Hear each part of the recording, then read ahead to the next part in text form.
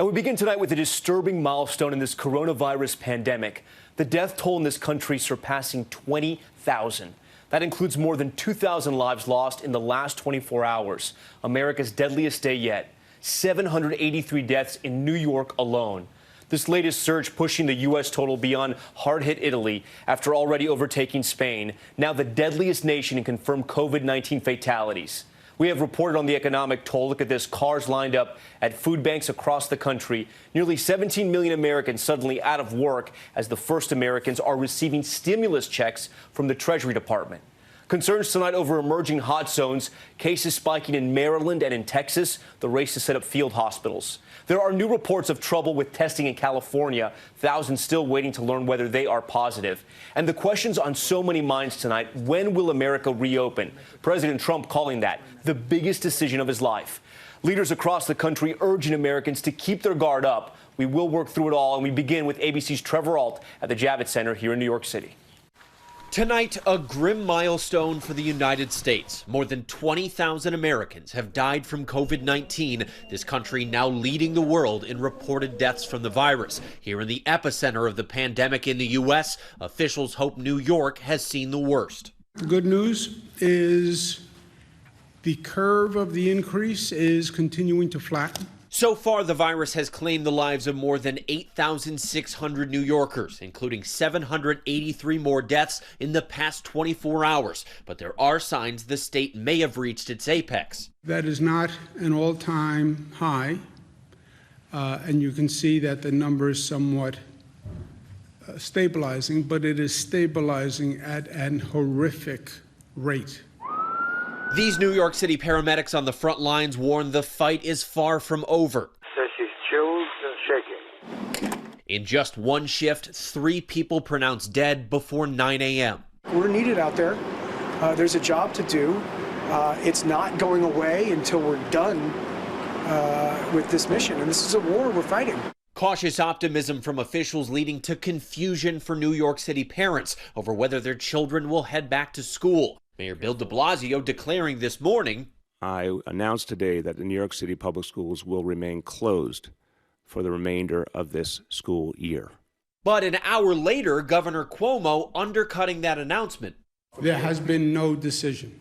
That's the mayor's opinion. The mayor does have the authority to close school through the end of the academic year, but this back and forth between him and the governor is really only adding to the anxiety for families in the largest school district in the country, 1.1 million students.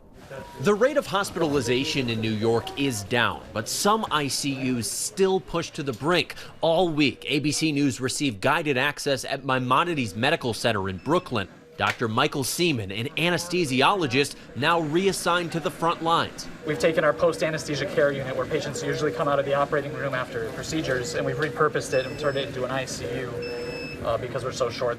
To help with that incredible burden on hospitals, the massive just converted Javits Center and that Navy hospital ship, the Comfort, have a combined 3,500 beds, but according to the Department of Defense, 90% of them are empty. The virus also taking a devastating toll on our nation's nursing homes. The Wall Street Journal reporting cases at 2,100 senior facilities nationwide. An outbreak of dozens of cases at this Augusta nursing home, and near Detroit reports of more than 20 patients dying from the virus at 2 facilities. Our most vulnerable citizens are dying in a helpless manner. Michigan's governor expanding her executive order to ban travel between homes. And in Los Angeles, masks are now required for anyone in public as a stay-at-home order has been extended to May 15th. Everyone should do their part, and nobody is immune to this. And across the country, almost 30,000 people have recovered, including Minnesota woman Vera Mueller, diagnosed 2 days after her 104th birthday. She since fought her way back to health. And this scene from Providence Little Company of Mary in California. Doctors and nurses cheering for their first COVID-19 patient. At one point, they didn't think he'd make it. Now he's heading home. Those are great survivor stories. And Trevor Ault joins us now from the Javits Center, now converted into a hospital. And Trevor, we've reported that facility and the hospital ship, the Comfort, were supposed to relieve pressure on the hospitals here in New York. But so far, they've been used far below their capacity. Oh, that's right, Tom, and that's a problem that military officials really haven't been able to figure out yet. Both of these facilities have had low patient numbers when they were treating people who didn't have the virus, and low numbers now while they're treating people who do have it. It's possible because COVID-19 patients can deteriorate or even die very quickly. Other hospitals might just be taking in every person they see, even if they're full, because taking the time to send them here or to the Comfort might prove to be too much of a risk. Tom? Trevor Alt reporting live for us tonight. Trevor, thank you. Hi, everyone. George Stephanopoulos here. Thanks for checking out the ABC News YouTube channel. If you'd like to get more videos, show highlights, and watch live event coverage, click on the right over here to subscribe to our channel. And don't forget to download the ABC News app for breaking news alerts. Thanks for watching.